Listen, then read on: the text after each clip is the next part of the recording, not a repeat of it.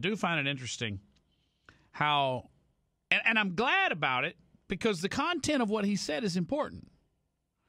But Dr. Benjamin Carson at the National Prayer Breakfast called out Barack Obama. Called him out on Obamacare, called him out on everything. But I will tell you this. If Dr. Benjamin Carson were a white man, his comments would not be the comments being played all over every show. Because I don't care which national talk show host you're talking about, they still get hung up on the idea that if a black man can say what they've already said, it somehow makes it better. Plus, they get to go over the top, and in my opinion, the most patronizing way possible, to say, I like that man. Whoo, yes, I do. I like him a lot. Oh, he's black? Oh, well, I still like him. Look at how much I like him. I like him a lot. He's a special person. He's incredibly articulate. He's a great American.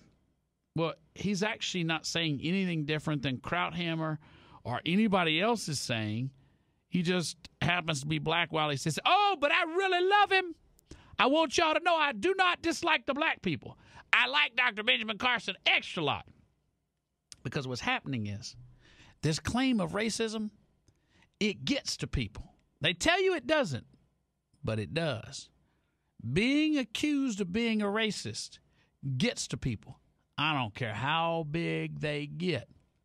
And they will glom on to a black man who makes a point, and they will go overboard in telling you how great he is. But they'll never do that for a clever white guy.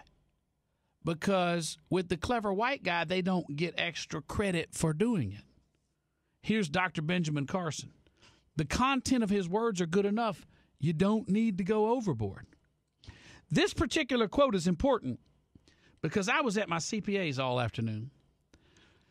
And we were going through my taxes this year and what my taxes will be projected to be next year and all the deductions I'm going to lose next year. And I'm going to tell you something, folks.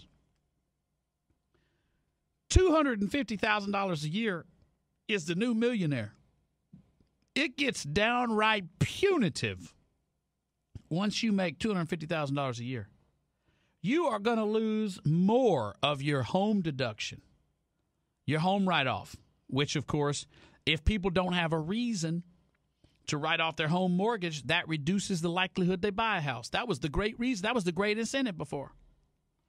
Your children, you won't get the write-offs there. Educational expenses.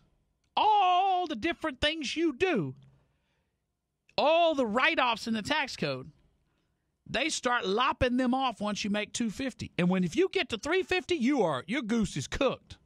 I want you to listen very carefully to this following comment, because this is what I've said over and over.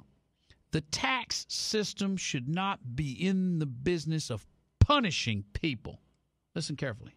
There is no one who can possibly comply with every jot and tittle of our tax. If I wanted to get you or you, I could get you on a tax issue. That doesn't make any sense. What we need to do is come up with something that's simple. And when I pick up my Bible, you know what I see? I see the fairest individual in the universe, God, and he's given us a system. It's called tithe. Now, we don't necessarily have to do it 10%, but it's principle. He didn't say, if your crops fail, don't give me any tithes. He didn't say, if you have a bumper crop, give me triple tithes. So there must be something inherently fair about proportionality. You make $10 billion, you put in $1 billion. You make $10, you put in $1. Of course, you got to get rid of the loopholes. But